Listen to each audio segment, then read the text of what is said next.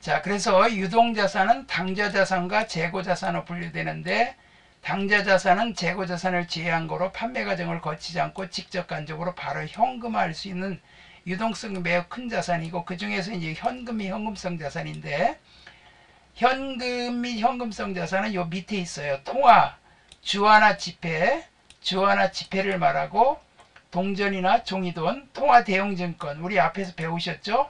타인이 발행한 당좌 수표, 그 다음에 자기압 수표, 이게 문제에서는 동점이라고 많이 나오죠. 이 자기압 수표 은행이 발행한 거죠. 그래서 보증수표라 그래서 현찰하고 똑같아요. 가계수표 가정집이 발행한 거고, 우편한 증서는 우체국을 통해서 돈을 붙일 때 쓰는 건데, 이런 거 받으면 다 현금이에요. 송금수표, 그 다음에 국고에서 돈을 보냈다는 국고지급통지서, 공사채 만기가 됐다, 이제 이자 받을 날짜가 됐다, 그래서 그 이자표 받으면 바로 은행과 돈하고 바꿀 수 있고요. 배당금 지급 통지서는 배당금 줄 테니까 하고 이 통지서가 오면 바로 돈하고 바꿀 수 있어요. 현찰하고. 그 다음 만기된 어음도 만기가 됐으니까 현찰하고 바꿀 수 있으니까 이것도 현금이에요. 일람칠급 어음은 날짜가 열려있다. 어음인데 아무 때나 돈을 받을 수 있는 거예요. 이러려면 어음 발행하지 않죠. 근데 이제 이런 게 있다면 이것도 현금이에요. 전신한 증서 뭐 이런 것들은 현금으로 처리하는데, 이게 통화 대용증권이거든요. 요거 외울 때 타자가 우송 국공배, 타자 치는 거, 여러분들 타자 치는 거 있잖아요. 타자 치는 거가 우승하면 우송, 그러니까 우승한 타자를 잘 쳐요. 타자 잘 쳐서 우승하면 국가에서 공짜로 배당금 준대요. 이렇게 외우면 안 잊어버릴 거예요. 타자가 우승하면 국가에서 공짜로 배당금 준다. 이렇게 외우세요. 타자가 우승하면 국가에서 공짜로 배당금 준다. 그래서 이게 통화대용증권이다. 요거 두 개 다 현금이에요. 요구불 예금은 당좌예금, 회사가 수표 발행하여 지급하고 보통 예금과 같이 만기가 정해져 있지 않고 언제든지 입출금이 가능한 예금인데, 이건 당좌예금과 보통 예금이에요. 여러분들 그 당좌예금은 회사가 이용하는 예금이고 수표 발행하는 예금인데, 이거는 그 사실 회사가 그 마이너스 대출도 받으려고 당좌 차월 계약을 맺어요. 그래서 이제 이걸 회사가 많이 이용하는데, 요런 예금은 회사만 이용하는 거고, 보통 예금은 여러분들 다 이용하는 예금이죠. 이건 뭐 인터넷 뱅킹 할 때, 여러분들 폰 뱅킹 할 때 이거 많이 쓰잖아요. 체크카드 같은 경우 보통 예금 해놓고 쓰죠. 이런 것들은 요구불 예금. 근데 이런 거 분기할 때는 요거는 현금, 요거는 당좌예금, 보통 예금 이렇게 분기합니다. 그 다음에 현금성 자산은 취득 당시 만기가 상환일이 3개월 이내인 채권이나 상환우선주, 이제 되돌려 받는다 이거죠. 환매채 바꿀 수 있는 거, 펀드 이런 거 3개월 이내를 기억해 두시면 돼요. 요거 밑줄 그어 놓으시고, 3개월이 초과되면 안 돼요. 3개월 이내인 거예요. 이걸 현금성 자산이에요. 요거만큼은 뭐 상환우선주 받았다, 펀드 받았다 그러면 이거를 펀드 상환우선주 이렇게 하지 않고 현금성 자산이라고 해요. 그런데 여기 당좌예금이나 보통예금 하면 이런 계정을 씁니다. 그러니까 이런 걸 다 통틀어서, 이런 계정을 통틀어서 현금이 현금성 자산으로 재무상태표에 표시를 합니다. 자, 그리고 여기에 그래서 문제 시험에 이렇게 나옵니다. 다음 중 현금이 현금성 자산에 해당하지 않는 것을 모두 고르시오. 그러면 여기 타인 발행 수표, 아까 타자가 우승하면 국가에서 공짜로 배당금 준다 그랬죠. 타인 발행 수표, 배당금 지급 통지서, 배당금 주겠다는 거, 이거 현찰 맞죠? 수입인지는 아니에요. 수입인지는 세금 공과에 거기다 써놓으세요. 세금 공과. 정부에서 뭐 이렇게 서류 띌 때 수입인지 주잖아요. 이건 세금 내는 거나 마찬가지예요. 우편한 증서는 이렇게 그 우체국을 통해서, 우체국밖에 없는 데가 있어요. 저기 그 시골 같은데, 그런데 돈 붙이려면 우체국에서 우편한 증서 그거로 바꿔서 등기를 붙이면 그 사람이 그걸 현찰하고 우체국 가서 바꿀 수 있죠. 그러니까 이런 걸 받았다 그러면 현금이에요. 그 다음에 당좌예금도 현금이고, 타인 발행 수표도 현금. 현금이 현금성 자산 통틀어 말하는 거니까. 타인 발행 당좌 수표 두 번 나왔네요. 보통 예금, 그 다음에 우표 구입대금, 우표는 요건 통신비예요. 자기압수표도 현금. 취득 당시 만기가 1년 이내, 이거 1년 이내 안 되죠. 3개월 이내 도래해야 이게 현금이 됩니다.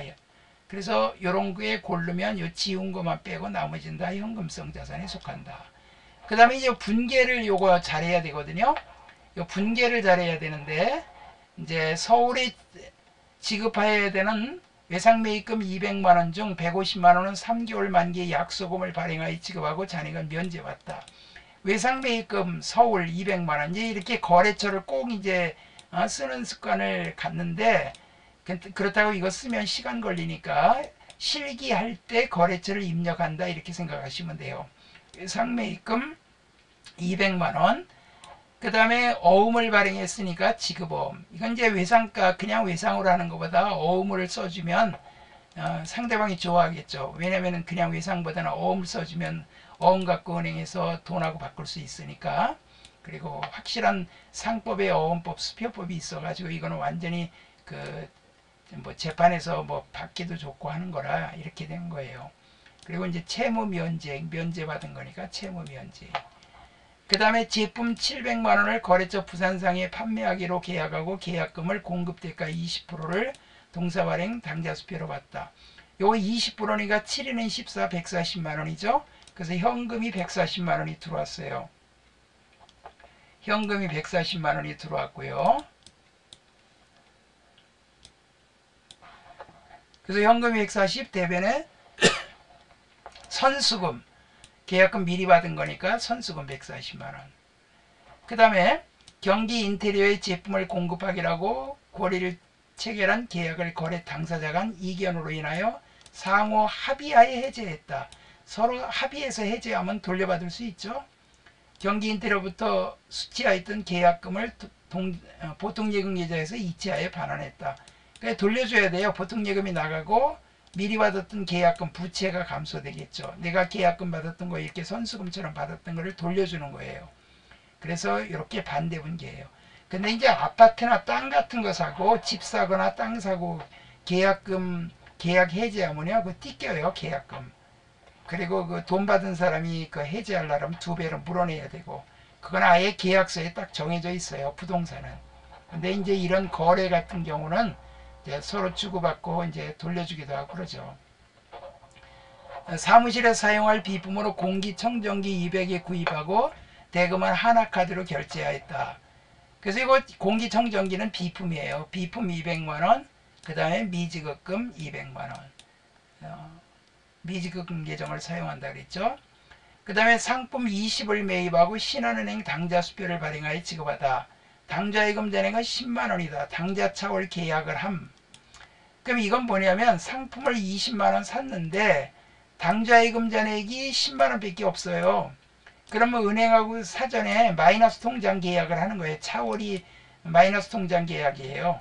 그러면 은행한테 나머지 10만원은 빌린 거예요. 단기차입금 또는 당자차월. 신한은행 이렇게 거래처 적어줘야 됩니다. 그 다음에 결산 때 국민은행의 보통예금 잔액이 마이너스 50만원인데 마이너스 통장이 개설되었음 단기차입금으로 대체하다. 보통예금이 이렇게 마이너스라고 장부에 기재하면 안 되거든요. 이게 보통예금이 마이너스로 되어 있는 거는 차변에 보내서 없애주고 단기차입금으로 바꿔줘야 돼요. 이렇게 단기차입금으로. 요거 단기차입금으로 바꾸고 보통예금이 차변에 보내서 마이너스 된 거를 떨어버려야죠. 자, 요런 분계가 시험에 나왔던 겁니다. 여기 있는 거 다 시험에 나왔던 문제예요. 그 다음에 단기금융상품은요. 그 3개월 초가 1년 미만인 금융상품이에요. CD 양도성 예금증서, CMA 뭐 이런 거, 정기예금, 정기적금. 정기예금이나 정기적금이 뭐 6개월이다, 뭐 9개월이다, 뭐 이렇게 해서 3개월 초가 1년 미만은 단기금융상품으로 재무상태표에 표시를 하지만 분기할 때 정기예금, 정기적금은 그냥 정기예금, 정기적금으로 분기하고 이 CD나 CMA 같은 거는 단기금융상품 이렇게 분기합니다. 자, 그 다음에 이제 유가증권은 뭐냐면 가치가 있는 증권이에요. 국사공주라 그랬죠. 국채, 사채, 공채, 주식. 요 세 가지는 채무증권이에요. 채권. 그 다음에 이건 주권, 주식. 자, 유가증권행은 재산권 또는 재산적 이익을 받을 자격을 나타내는 증권을 말하며 이러한 유가증권은 지분증권, 즉 주식과 채무증권으로 분류한다. 지분증권은요, 주식은 1년 미만 보유하면 단기매매증권, 1년 이상 보유하면 매도가능증권. 그러니까 이건 매도가능증권은 장기 투자 목적이고, 이 단기매매는 그러니까 1년 미만 단기 투자 목적이에요. 지분법 적용 투자 주식은 여기다 써놓으세요. 20% 이상 보유. 이거는 뭐냐면 다른 회사를 지배하기 위해서 투자하는 거예요. 주식 20% 이상 보유라고 써놓으세요. 그래서 요거는 지분증권은 요 세 가지로 분류할 수 있고요. 그 다음에 채무증권은 이건 만기보유증권. 저희 채무는 돈 빌리는 거니까 만기가 있어요. 만기에 돈 갚아야 되고, 이거 가진 사람은 만기에 돈을 돌려받을 수 있죠. 그 다음에 단기매매증권. 단기매매증권은 1년 이내 보유하는 거, 위하고 똑같아요. 매도가능증권 1년 이상 장기 보유하는 거. 근데 이 만기보유증권이, 이 지분증권은 만기가 없어요. 그러니까 지분증권은 만기보유증권이 될 수가 없죠. 유동자산으로 분리되는 유가증권은 조건은 다음과 같다. 후에 재분류 가능, 지분이 채무로는 불가. 요 지분증권이 채무증권하고 이렇게 바뀌어서 만기보유증권이 여기에 갈 수는 없다는 얘기예요. 단기매매증권은 요 단기손익금융자산이라 국제위기 기준에서는 단기적 시세차익을 목적으로 하면 매수와 매도가 빈번하게 이루어질 것, 1년 이내 만기가 도래하거나 처분할 것이 확실한 매도가능증권. 그냥 매도가능증권인데 이 두 가지가 있어요. 여기 있는 매도는 장기투자 목적이고 1년 이내 도래하는 거는 이건 유동자산이에요. 그러니까 우리 실기할 때 매도가능증권이 두 개가 나오면 위에 거는 유동자산, 밑에 거는 비유동자산인데 보통 우리 분개하면 요 비유동자산을 말해요. 1년 이내 만기가 도래하는 만기보유증권. 이런 것들이 있는데 단기매매증권의 구입과 처분. 그러니까 이 증권을 살 때는 거래 수수료 및 재비용은 별도로 포기합니다. 별도로 표기를 해야 돼요. 그러니까 요거 밑에가 중요한데 유가증권은 취득한 후에 단기매매증권, 매도가능증권, 장기투자 목적, 만기보유증권으로 분류한다. 또는 지분법 적용 투자 주식으로. 유가증권은 보유 중에 보유 목적에 따라 재분류가 가능하다. 그러니까 지분이 채무증권은 불가능해요. 지분증권과 만기보유증권은 분리되지 않은 채무증권은 단기매매증권과 매도가능증권을 분류한다. 1년 미만 보유는 유동자산이다. 이렇게 돼 있는데 실제로 요걸 보고 설명을 할게요. 이제 박스 안에 있는 거 위주로 보시면 돼요. 자, 여기에 보시면 주식이나 사채, 공채 등을 구입했어. 그럼 수수료 지급했어요. 그럼 단기매매증권 들어왔고요. 수수료 비용은 수수료 비용이라고 따로 씁니다. 구역 984 여기다 써놓으세요. 영업의 비용, 영업의 비용이라고 쓰세요. 그러니까 우리가 송금 수수료처럼 그 판매비와 일반 관리비가 아니라 이거는 영업활동 외의 비용이에요. 단기매매증권하고 수수료 비용 이렇게. 그리고 현금이 나갑니다. 요거가 특징이에요. 다른 거는 다 매입할 때 다 가산합니다. 취득원가에. 상품 매입할 때도 들어가는 재비용, 수수료 다 가산하고, 그 다음에 토지나 건물 살 때도 모든 비용 다 가산하지만 단기매매증권은 워낙 샀다 팔았다 자주 하기 때문에 가산하면 골치 아파요. 그러니까 이건 공정가액 시가로다가 그냥 기재를 해요.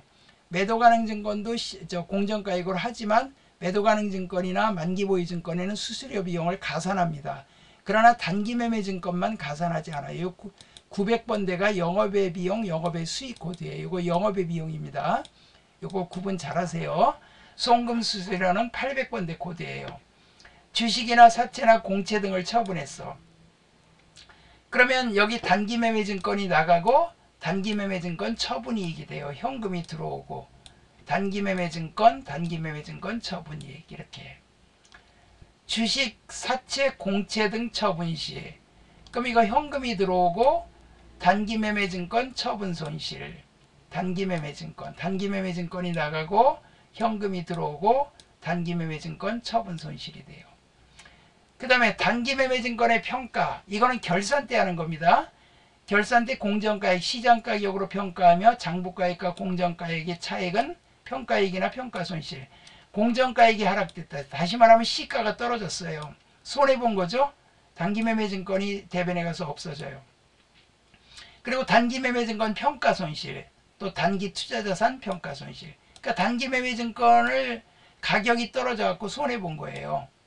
그 다음에 공정가액이 상승하면 단기매매증권이 들어오고 단기매매증권 평가이익이 됩니다. 그러니까 가격이 떨어지면 평가손실, 가격이 올라가면 평가이익. 단기투자자산 평가손실로도 할 수 있어요. 그 다음에 소유 유가증권에 대한 이자와 배당금을 받으면, 주식으로 배당받으면 분개를 안 해요. 수량만 고쳐요. 근데 여기 소유 채권에 대한 이자를 받으면 현금하고 이자 수익이고, 배당을 받으면 배당금 수익이에요. 현찰 배당은. 그런데 회사가 주식으로 배당을 받는 경우가 있어요. 현찰 배당이 아니고 주식으로 배당을 받으면 분개 안 합니다. 이거 시험에 10년 전에 전산세무 2급에서 한번 나온 적이 있고, 이제 그 뒤에는 안 나왔는데, 주식으로 배당을 받으면 분개를 안 합니다. 분개 안 하니까 뭐 채점을 할 수가 없으니까 시험 문제 거의 안 내겠죠. 자, 그 다음에 매출 채권과 매입 채무의 대손의 기장. 이게 제일 중요합니다. 오늘의 하이라이트예요. 이게 오늘의 하이라이트. 이게 굉장히 중요한 겁니다. 이거 잘 들으세요. 매출 채권은 외상값과 받으러움이고, 매입 채무는 외상 매입금과 지급어음인데, 이 대손이라는 거는 뭐냐면 받을 거, 대여해 주거나 받을 거를 손해봤다. 매출 채권은 일반적 상거래에서 발생한 외상 매출과 받으러움을 말하며, 매입 채무는 그 반대고요. 그 다음에 사업 목적을 위하여 경상적 영업활동에서 발생하는 주된 영업활동 거래에서 발생하는 거예요. 대손의 의의는 뭐냐? 외상매출금이나 받으러움의 매출채권, 이걸 매출채권이라고 합니다. 외상매출금, 받으러움, 요거는 외워두셔야 돼요. 단기대여금이나 미수금 등의 기타 채권, 뭐 단기대여금, 미수금, 그 다음에 선급금, 이런 기타 채권은, 요건 기타 채권이라고 그래요. 거래처의 파산 또는 그 밖에 원인 폐업, 사망, 도주, 실종, 소멸시효 완성 등에 의하여 그 대금을 회수하지 못하는 경우가 있는데, 이를 대손이라 그래요. 소멸시효 완성은요, 돈 빌려주면 10년 지나면요 못 받아요. 그래서 그 안에 막 소송을 하고 재판을 거는 거거든요. 상거래의 상거래상으로 대금은 5년이에요. 이게 민법에 규정이 되어 있습니다. 대손의 예상과 대손 충당금의 설정. 기말 결산 시 차기에 발생할 대손 예상, 이걸 합리적이고 객관적인 기준으로 추산하여 1%나 연령 분석과 경험률법으로 충당금을 설정하는데 다음과 같이 처리한다. 제가 은행에 가서 물어봤어요. 앞에서 설명 한번 드렸죠?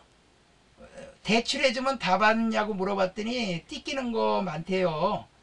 요새 경기가 안 좋으면 못 갚으면 막 띠끼잖아요. 그래서 은행도 대손 충당금을 설정합니다.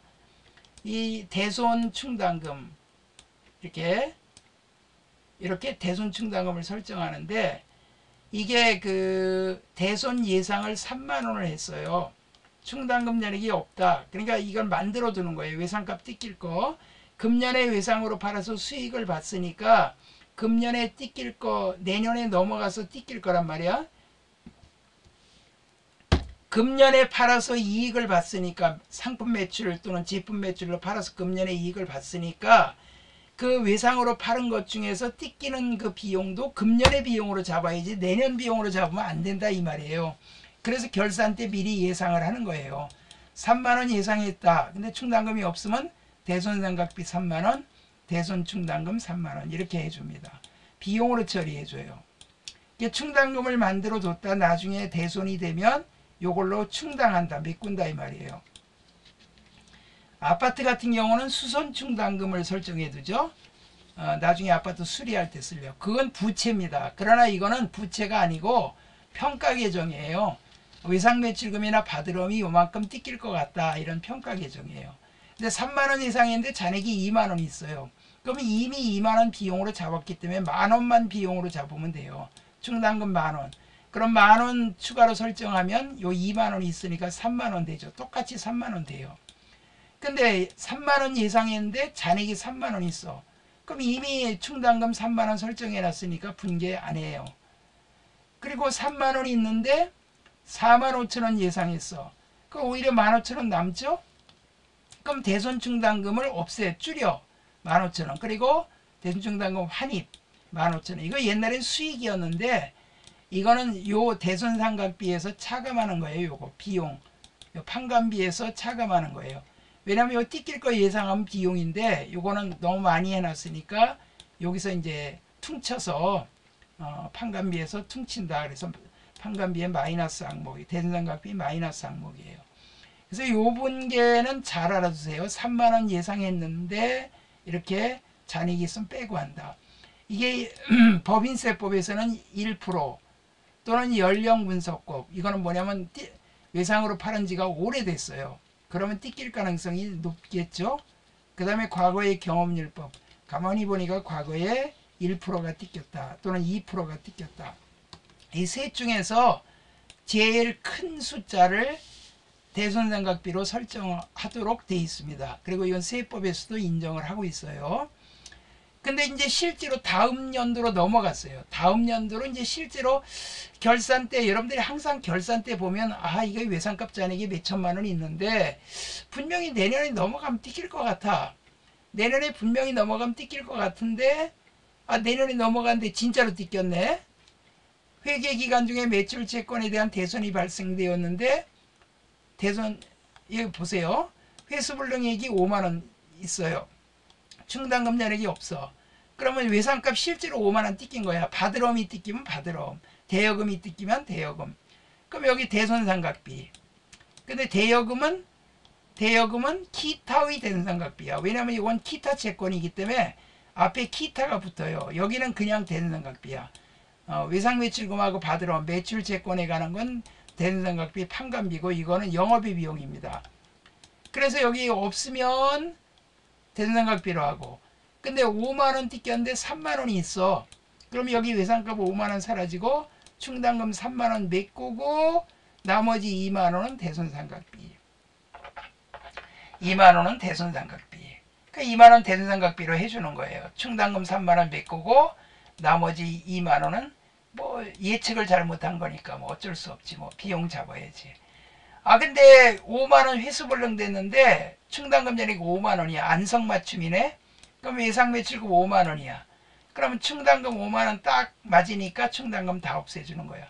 선생님 여기 똑같은데 여기 분개 안 하는데 여기는 왜 분개해요? 이거는 설정해 두는 거라 이미 3만원이 있기 때문에 또 설정할 필요가 없으니까 분개 안 하지만 이건 실제로 띠낀 거잖아요. 그러니까 외상값이 줄었잖아. 줄었으니까 외상매출금 그리고 충당금으로 메꾸는 거예요.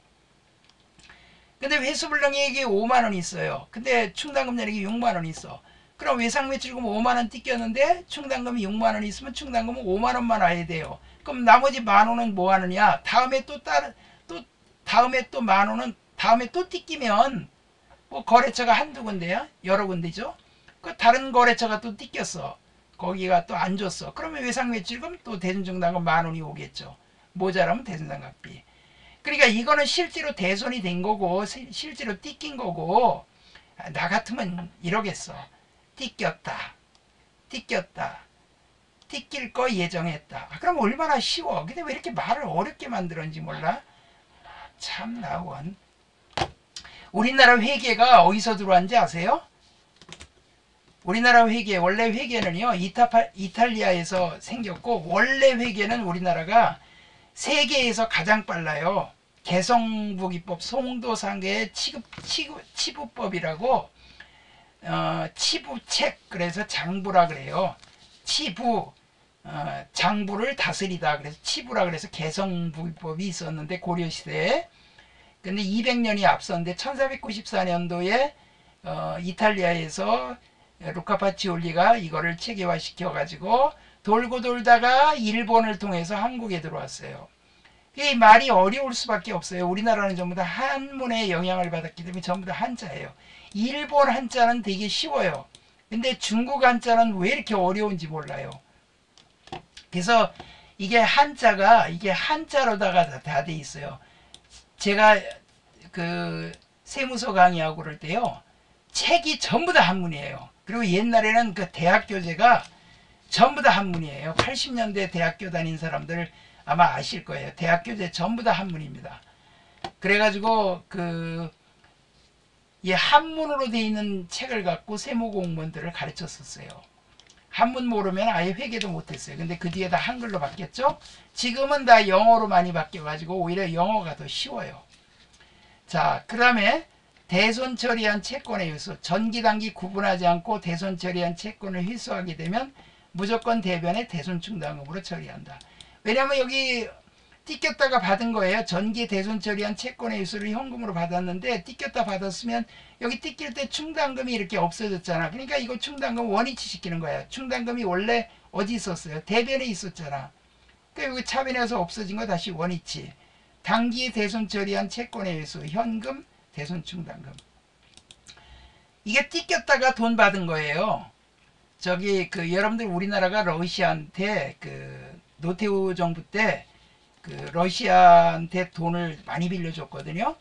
근데 이제 그 당시에 이제 소련이 망했잖아요. 망하니까 이제 외상값을, 돈을 우리한테 갚을 수가 없으니까 무기로 갚은 거예요. 그래서 여러분들 저 강원도에 산불 날 때 헬기가 와서 막 불 끄잖아요. 그 헬기가 러시아제 헬기예요. 그 러시아한테 받은 거예요. 그리고 저기 뭐 이렇게 뭐 여러 가지 무기를 러시아에서 우리나라에 줬는데 항공모함도 가져가라 그랬어요. 근데 항공모함은 유지비가 많이 들어간다고 거절을 했거든. 그랬더니 중국이 떼국 놈들이 말이야 그걸 갖다가 중국에서 항공모함이라고 만들었는데 아주 허접하게 만들었지. 그래가지고 그 항공모함이 원래 러시아제예요. 러시아에서 중국에서 그걸 받아가지고 그렇게 한 거예요. 근데 이제 북한의 김정일이한테 김대중 대통령이 돈을 많이 빌려줬어요. 근데 지금 북한에선 돈 줄 생각 해요, 안 해요? 안 하죠? 아예 돈 줄 생각을 아예 안 해요. 자, 그 다음에 바드러움과 지급어음. 이 어음 우리 앞에서 배웠죠? 전자어음. 약속어음이란 어음 발행인이 이제 뭐 약속어음 앞에서 보여드렸죠? 전자어음. 발행인은 어음 채무의 발생, 지급어음 계정 대변. 수취인은 어음 채권의 발생, 바드러움 계정 차변. 상품을 매입하고 약속어음 발행 시 상품을 매입했어요. 그러면 대변에 지급어음, 갚아야 될 거니까 지급어음. 상품 매출하고 약속어음 수취 시, 그러면 여기 상품 매출을 바드러움이 돼요. 바드러움이 들어오고 이건 지급어음. 어음 대금의 결제, 소유 약속어음 대금을 현금으로 회수 시, 그럼 현금하고 이 바드러움을 받으니까 여기 바드러움이 사라져요. 당전 발행의 약속어음 대금 현금 지급 시, 그럼 이거 지급어음 대변에 현금. 그러니까 지급어음이 없어지고 대변에 현금이 나가죠. 어음 대금 받으면 바드러움이 사라지고 어음 대금을 갚으면 지급어음이 사라져요. 자, 여기 이제 중요한 거 배웁니다. 이 배설하고 배우거든요.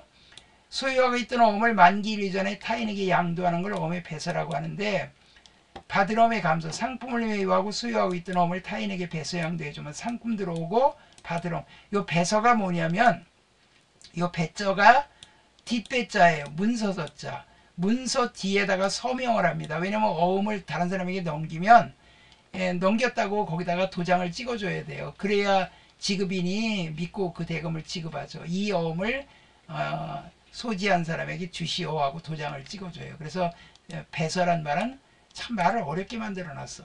어음의 서명양도 그러면 얼마나 좋아요. 근데 배서양도 그랬어요. 그 바드러움이 나가고 상품. 배서양도 받다 그러면 바드러움이 들어오죠. 그 다음에 어음의 할인. 아까 분개했죠? 은행에서 깡을 하는 거예요. 그래서 은행에서 할인하고 할인율을 차감한 실수금을 당자예금하다. 바드러움이 사라지고 여기 은행에서 이자만큼을 깎겠죠? 그 매출 채권 처분 손실. 그리고 당좌예금. 돈이 들어오는 거예요. 그 다음에 기타의 채권과 채무. 기타의 채권과, 여기는 그냥 읽고 넘어가도 돼요. 앞에 다 한 거예요. 현금을 대여하고 차용증서를 받으면 단기 대여금, 현금. 단기대여금과 이자를 받으면 현금, 단기대여금, 이자 수익. 현금을 차입하고 차용증서를 발행하면 단기차입금, 현금. 차용증서를 발행하든 약소금을 발행하든 하여튼 다 단기차입금이에요. 그거는 금융어음이라 그래요. 상호보험이어야지만 받을 지급어음이에요. 단기차입금과 이자를 현금으로 지급하면 차입금, 이자비용, 현금. 차용증서 대신에 약소금을 주고받아도 단기대여금, 단기차입금으로 처리한다. 회계처리 방법은 동일하다. 그 다음에 선급금과 선수금 이미 앞에서도 했죠. 상품을 매입하기라고 계약금조로 상품 대금의 일부를 현금으로 지급하면 그러면 선급금 대변에 현금. 계약금을 미리 줬으니까 선급금 현금. 그 다음에 상품을 매입하고 계약금을 차감한 잔액을 외상으로 하면 상품이 들어오고 선급금이 사라지고 외상매입금 이렇게 됩니다. 상품을 매출하기라고 계약금조로 상품 대금의 일부를 현금으로 받으면 현금이 들어오고 대변에 선수금. 상품을 매출하고 계약금을 차감한 잔액을 외상으로 하면 그럼 여기 상품 매출. 그 다음에 계약금을 공제하니까 선수금. 나머지 외상매출금. 자, 상품권의 발행. 여러분들 백화점 상품권 있잖아요. 이거 발행하면 선수금이에요. 자, 상품권을 발행하고 현금을 받으면 현금 선수금. 이게 현금 선수금이에요. 그러니까 선수금이라고 하면 계약금을 미리 받은 거예요.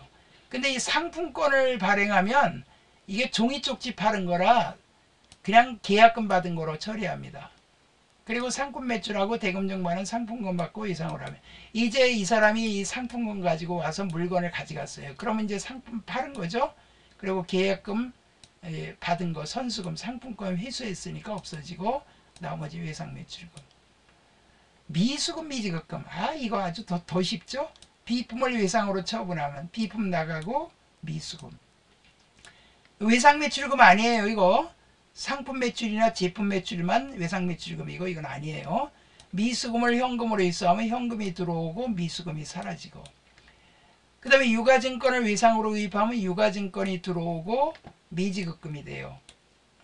유가증권을 안 샀다. 그러니까 유가증권이 뭐 단기매매증권 이런 거죠. 매도가능증권.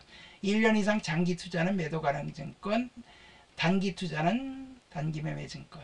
미지급금을 현금으로 지급하면 미지급금, 현금.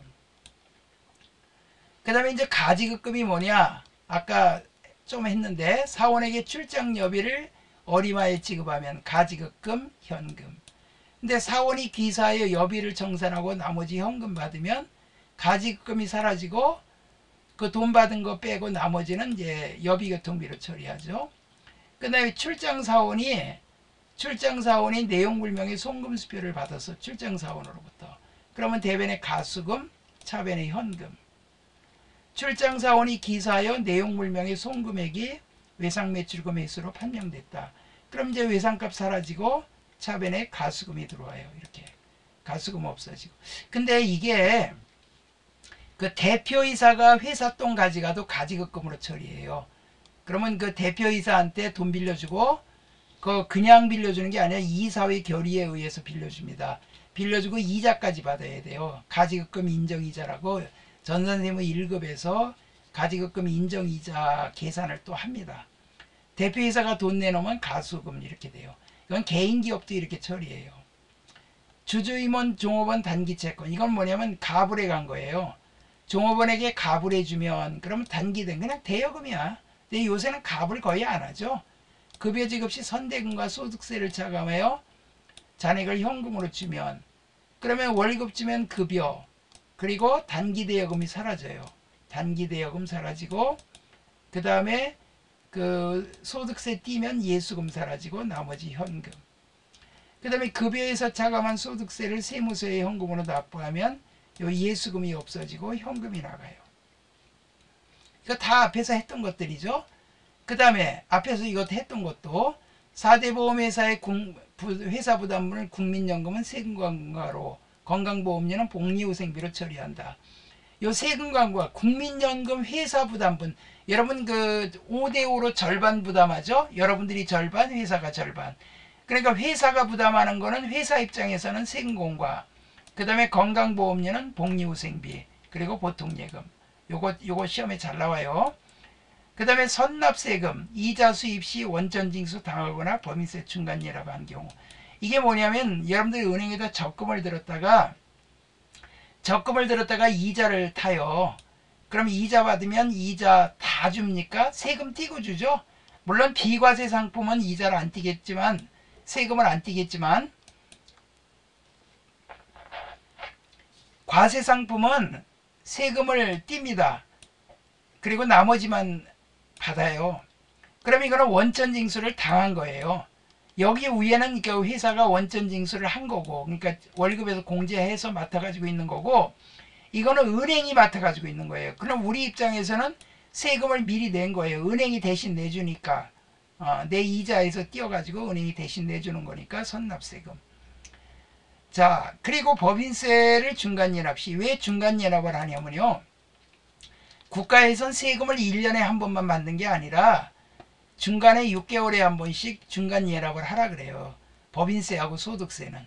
그래서 보통예금이 나가고 선납세금, 세금을 미리 낸 거예요.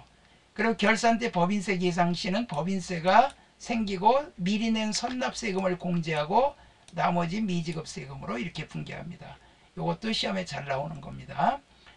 그 다음에 이제 재고자산인데, 이 재고자산은 뭐냐면 재고로 남아있는 자산이에요. 우리 앞에서 배우셨듯이 상품, 제품, 이건 다 아시죠? 반제품은 중간제품이에요. 여러분들 자동차의 그 타이어 같은 거 있죠? 현대자동차의 타이어가 현대타이어가 없어요. 한국타이어나 금호타이어나 넥센이나 외국 타이어죠. 그 다음에 제공품은 제조 과정에 있는 거, 빵 만들 때 이제 반죽해 놓은 상태로 있는 거, 원재료는 밀가루 같은 거, 원료나 재료, 저장품은 공장용 사무용으로 쓰는 소모품이나 수선용 부품, 기타 저장품, 뭐 목장갑이라든가 뭐 드라이버라든가 이런 거. 근데 상품은 팔고 사는 물건이에요. 그 매입 시 부대 비용 이런 건 다 가산합니다. 매입 수수료, 하역비, 배에서 내리는 거, 관세 이런 거 다. 매출 시는 운반비. 그래서 매입의 누리는 매입 상품의 품질 불량, 파손, 견본상의 이유로 깎는 거고, 환출은 매입했다가 품질 불량, 파손, 견본상의 이유로 반품시키는 거. 여기 전부 다 읽고 넘어가면 돼요. 그냥 분개만 잘하면 돼요. 매입 할인, 외상 매입금을 기일 전에 지급하게 돼 대금 일부를 할인받는 거. 아까 매출 할인 그거 분개해봤죠? 매출 애누리, 그 애누리는 물건 팔았다가 그냥 바로 깎아주는 거고, 환입은 팔았다가 돌아온 거예요. 반품되어 온 거. 매출 할인은 외상값을 기일 전에 회수하게 되어 대금의 일부를 할인해 주는 거. 그 다음에 이 등식이 나오는데, 이 등식은요 외울 필요 없어요. 그냥 이해하시면 돼요. 총 매출액에서 환입 및 매출 애누리, 매출했는데 빠꾸되어 오거나 애누리 해준 거, 그 다음에 매출 할인, 이거 깎아준 거잖아요. 외상값에 받을 때, 빨리 받을 때. 그럼 이것도 다 매출액에서 빼는 거예요. 그럼 순매출액.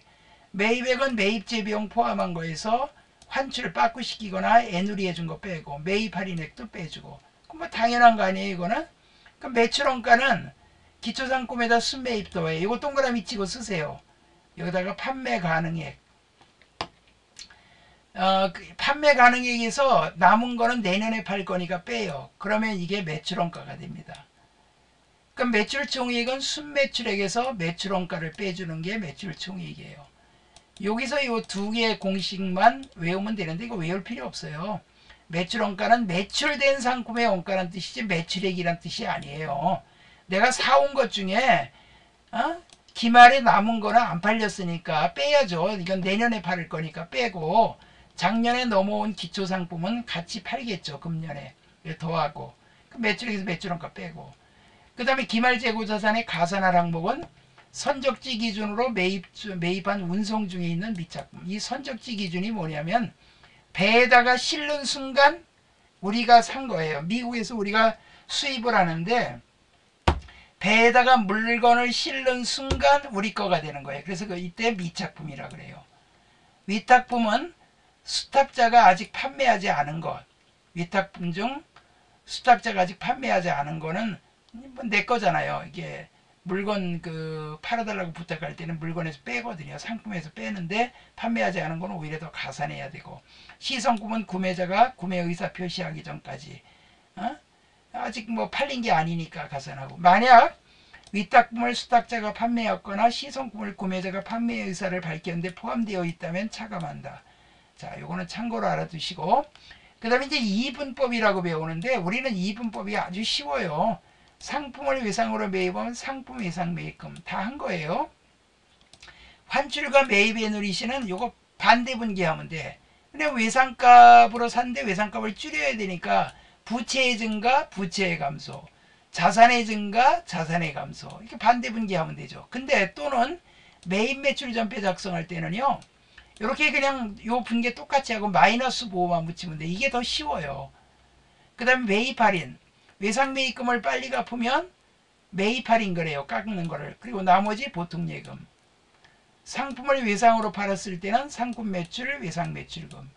그 다음에 환입이나 매누리시는 수익이 발생했다, 수익이 차감되고, 자산이 증가됐다, 자산이 차감되고, 아니면 위에 분계 마이너스 보호를 붙이면 그대로 똑같이 되죠. 외상값 빨리 회수했다. 그럼 외상 매출금, 보통 예금, 매출 할인 이렇게 돼요. 자, 상품 등의 재고자산 인도 단가를 결정하는 방법에는 개별법이 있어요. 재고자산의 매입 단가를 개별적으로 식별하여, 이게 뭐냐면 우리 다이아몬드 같은 거나 귀금속 있잖아요. 이런 거 팔게 되면은 개별적으로 오늘 요 반지 팔았네, 오늘 목걸이 팔았네, 오늘은 뭐 팔았네, 이렇게 개별적으로 이거 원가가 얼마인데 얼마 이익 받네, 이렇게 개별적으로 하는 거예요. 그래서 인도된 그 단가, 출고된 단가를 결정하는 방법인데, 선입선출법은 먼저 들어온 걸 먼저 파는 거예요. 그 다음에 후입선출법은 나중에 들어온 거 먼저 파는 거고, 가중평균법은 새로운 단가가 들어올 때마다 평균을 새로 내는 거예요. 여러분들 지금 물가가 자꾸 변동되니까 어저께 사온 거하고 오늘 사온 거하고 다르거든요. 단가가. 그럼 평균 내는 거예요. 매입 전 상품 재고 당일의 매입액 금액에서 수량으로 나누는 거고, 총 평균은 보통 1개월 거를 전부 다 나누는 거예요. 이렇게 더해갖고. 자, 여기서 이제 우리가 알아야 될 거, 선입선출법. 자, 이제 제가 설명드릴 테니까 잘 보세요. 여러분들 삼각김밥 있잖아요. 500원. 어저께는 삼각김밥 500원 주고 샀고, 오늘은 삼각김밥이 600원 주고 들어왔어요. 삼각김밥이 하루 사이에 100원이 올랐어. 그럼 어저께 들어온 500원, 오늘 들어온 건 600원에 들어왔어. 근데 이걸 다 삼각김밥은 1000원에 팔아요. 그러면 매출액은 1000원인데 어저께 들어온 걸 먼저 파는 게 선입선출법이거든요. 그럼 어저께 들어온 거 500원짜리를 1000원 받고 팔면 매출 총이익이 500원 나죠. 이익이 500원 났어. 500원짜리를 1000원에 팔았으니까 이익이 500원 났어. 근데 후입선출법은 물가가 상승해서 600원짜리가 됐어. 근데 1000원에 팔았으니까 이익이 400원 나죠. 그럼 어느 게 더 이익이 더 적게 나요? 후입선출법이 이익이 적게 나죠. 그러니까 어저께 들어온 거는 500원 들어왔는데 1000원 받았으니까 500원 이익 받지만, 나 오늘 들어온 건 600원이 들어온 거를 1000원에 팔았으면 400원 이익 봤어. 그럼 이익이, 후입선출법이 이익이 적게 나기 때문에 이익을 적게 났다고 표시하면 세금을 적게 내거든. 그래서 이 후입선출법을 우리가 하게 되면 그 물가 상승 시에는 이게 더 유리해요. 근데 그래서 국제회계기준에서는 이걸 인정을 안 해요. 근데 세법에서는 인정합니다. 9월 말까지만 세무서에 신고하고 그거를 계속 적용하면 돼요. 신고 안 하면 요 선입선출법이나 이익이 많이 나는 걸로 하고 그렇게 합니다. 평균법은 그냥 평균 내는 거예요. 그 다음에 소매대고조사법은 우리가 그 물건 살 때 그 정가 붙어 있는 거 있잖아요. 거기에 마진율이 50%다. 그러면 그 50% 딱 깎아가지고 나머지가 원가다. 이렇게 계산하는 거예요. 그 만약에 기말 재고자산이 증가하면 매출원가는 적어지고 매출총액은 증가한다. 여기 이거 기초에다 매입도 하고 기말을 빼면 매출원가 나오는데, 기말이 늘어나면, 재고가 늘어나면, 재고가 많이 쌓이면 팔린 게 적으니까 이익은 많이 나는 걸로 되겠죠. 근데 중요한 게 이거예요. 인플레이션 물가 상승 시에 당기순이익이나 기말 재고는 선입선출법이 제일 커요. 후입선출법이 제일 작고, 방금 전에 삼각김밥 500원짜리 어저께 사온 거 500원짜리 1000원 받고 팔고 오늘 사온 거 600원짜리를 1000원 받고 팔면은 뭐 선입선출법일 때는 500원짜리 파는 걸로 하니까 이익이 500원 나지만 후입선출법으로 하면 600원짜리 1000원 받으니까 400원 나잖아요. 그러니까 후입선출법이 이익이 제일 적게 나죠. 단기순이익이나 기말재고. 그러니까 이게 선입선출법이 제일 크고, 왜냐면 먼저 들어온 게 먼저 파니까 나중에 들어온 게 남으니까 비싼 게 남으니까 기말재고도 커지겠죠. 자본금도 커지고. 이동평균법, 총평균법. 그 다음 매출원가는 후입선출법이 크겠죠. 왜냐면 600원짜리 팔았으니까 600원이 원가니까. 그래서 요거는 참고로 알아두세요. 요거. 물가가 상승 시에는 이렇게 되고 물가가 하락 시에는 이 반대가 되겠죠. 근데 물가 하락하는 거는 저 기름값은 좀 떨어지는 거 봤어도 음식점 값이나 뭐 이런 건 떨어지는 거 못 봤어. 하여튼 야, 세상에 결혼식 할 때 뷔페가 뭐 거의 10만원 돈 다 된다 그러더라고. 근데 뷔페가 저기 종로에서는 그 뭐 15,000원인가 그거 사람들이 엄청 많이 먹으러 온다 그러더라고요. 세상에 밥값이 너무 올라 버렸어요. 계속기록법, 재고자산의 수량 결정 방법. 자, 여러분들 근데 이제 여러분들 마트에서 물건 사면요 이렇게 계산대에서 바코드 삑 하고 하면 얼마 표시되죠. 그래서 얼마입니다. 그러고 여러분 얼마 내고 물건 사오잖아요. 거기 대부분 다 선입선출법을 채택해요. 그래가지고 바코드로 삑삑삑 이렇게 빠져나가면 사무실에서 이거 물건 다 팔렸네. 그리고 얼른 주문해야 되겠다고 주문하고 그래요. 그래서 선입선출법을 많이 써요. 그리고 계속기록법은 뭐냐면 바로 바코드로 하는 거예요. 입출고 내역을 계속적으로 기록하는 거예요. 이거 바코드로 기초에다 매입 수량하고 출고 수량은 팔을 때마다 바코드 딱딱 찍으면 그게 자동으로 전산에서 빠져나가요. 그러면 기말재고가 몇 개밖에 안 남았네. 그러니까 얼른 주문해야지. 이렇게 한다고요. 실제재고조사법은 기초에다가 매입 수량 더하고 실제 창고에 가서 조사해 보는 거야. 그러면 출고 수량이 나오는데 이게 단점이 뭐냐면 이건 누가 훔쳐가도 몰라. 실제로 남은 거니까 누가 가져간지 몰라요. 그래서 요 계속기록법과 실질재고조사법을 같이 씁니다. 이건 수량 결정이에요. 혼합법. 장부하고 실지하고 비교해 가지고 감모수량을 구합니다. 회계 기말에 매출원가를 계산하여 회계 처리하여 매출총이익을 산출한다. 상품이 매출원가로 가는데 이건 신경 쓸 거 없고요. 자동으로 해주니까. 재고자산 감모손실 중 정상적인 건 매출원가에 산입하고 비정상적인 건 재고감모손실을 처리한다. 그러니까 감모손실이 모자라는 게 조금 모자라는 건 그거는 그냥 무시해. 그리고 그냥 원가에 포함시켜요. 근데 너무 많이 모자라. 누가 훔쳐갔어. 그럼 원재료에서 빼야 돼. 적요 8번 다 개정됐지. 그리고 재고자산 감모손실 이렇게 분개해줘야 돼요. 그래서 이 감모손실은요 관리를 잘해야 돼요. 그래서 모자라지 않게. 누가 훔쳐가거나 그 다음에 뭐 증발되는 거는 뚜껑 안 닫아놓으면 증발되잖아요. 그러면 뭐 안 되잖아요. 재고자산 평가손실은 매출원가에 산입한다. 이건 뭐냐면요. 이번에 우크라이나 전쟁 때문에 러시아가 전쟁 일으키는 바람에 곡물값이 엄청 올라가 버렸잖아요. 그러니까 물가가 올라가고 떨어지는 건 수요와 공급에 따라 결정되기 때문에 우리가 뭐 통제를 잘한다고 관리 잘한다고 될 문제가 아니야. 그냥 물가 올라가면 원가에 산입해야 돼. 그러니까 이제 여러분들 밥값이 올라가는 이유가 분식값이 올라가는 이유가 밀가루 값이 올라갔으니까 그냥 원가에 산입해서 비싸게 받으면 돼요. 그냥. 그래서 이 평가손실은 우리가 모두 다 매출원가에 산입해요. 원가성이 있다 그래갖고 다 정상적인 거로 봐요. 재고자산 가격이 떨어져도 마찬가지고. 여러분들 가격 떨어지는 거 있잖아요. 배추 같은 거. 강원도에 고랭지 배추 같은 거 하잖아요. 너무 배추를 많이 재배하면 전국적으로 재배하면 배추값이 떨어지잖아요. 그럼 고랭지 배추 재배한 분들은 어떻게 돼요? 배추값이 떨어지더라도 어쩔 수가 없잖아요. 그 평가 손실 나는 거는 그냥 원가에다가 산입해서 그냥 싸게 받아야지 뭐 어떻게. 재고자산 평가 충당금으로 처리하고 차감하는 형식으로 표시한다. 이렇게 돼 있어요. 다음 중 재고자산에 대한 설명으로 옳지 않은 것은 선입선출법은 먼저 입고된 재고자산이 매출원가로 기록되므로 수익비용 대응이 적절히 이루어지지 않는다.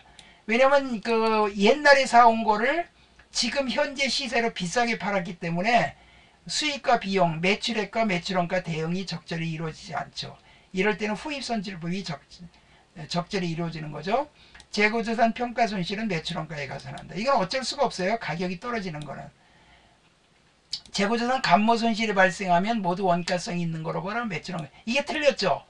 감모 손실은 관리를 잘하면 안 모자라게 할 수 있기 때문에 정상적인 거는 원가에 산입하지만 비정상적인 거는 영업의 비용으로 처리해야 돼요. 재고자산 감모 손실로. 그래서 3번이 틀렸습니다. 후입선출법은 일반적인 물량 흐름과의 반대다. 물량 흐름은 먼저 들어온 거 먼저 팔죠. 그래서 그 마트에서 이렇게 삑삑삑 이렇게 코드되는 건 다 선입선출법으로 하는 거예요. 다음 중 영업의 손익에 해당하지 않는 것. 영업의 손익은 손실과 영업의 손실과 이익이에요. 채무면적이 영업의 수익, 기부금 영업의 비용, 유형자산 처분 손실 영업의 비용. 그러나 매도 가능 증권 평가 이익은요. 요거는 이제 뒤에 가서 배울 건데 이건 자본에 속하는 거예요. 미실현손익으로 기타 포괄손익 누계에 속하는 거로 차기월됩니다. 요거는. 그래서 영업의 손익이 아니라 3번은 기타 포괄손익 누계에 속하는 계정이라 비용과 수익이 아니에요. 요거는. 그 다음에 손익계산 항목 중 유형자산 처분 손실이 발생할 경우 변동되는 것. 제가 이거 첫 시간에 외우라 그랬죠. 매출액에서 매출원가를 빼면 매출총이익 나고 매출총이익에서 판관비 빼면 영업이익 나온다 그랬죠.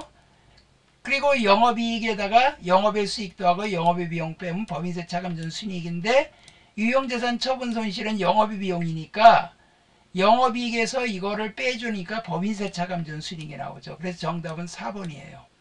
그래서 앞에서 그냥 외우라고 했던 거예요. 물가 상승 시 매출총이익, 당기순이익과 기말재고자산을 가장 많이 표시하는 건 가장 많게. 이건 선입선출법이죠. 왜냐하면 매출총이익이 옛날에 사온 거는 원가가 쌌잖아요. 옛날에 사온 건 싸게 사왔으니까 싼 거를 원가로 하니까 이익이 많이 나죠. 아까 삼각김밥 500원짜리하고 600원짜리가 있으면 500원짜리 파는 걸로 하면 이익이 500원, 600원짜리 1000원 받은 걸로 하면 400원. 그러니까 먼저 들어온 거 먼저 파는 게 이익이 가장 많이 난 걸로 표시하죠. 자, 요 비유동자산은 다음 시간에 공부를 하겠습니다.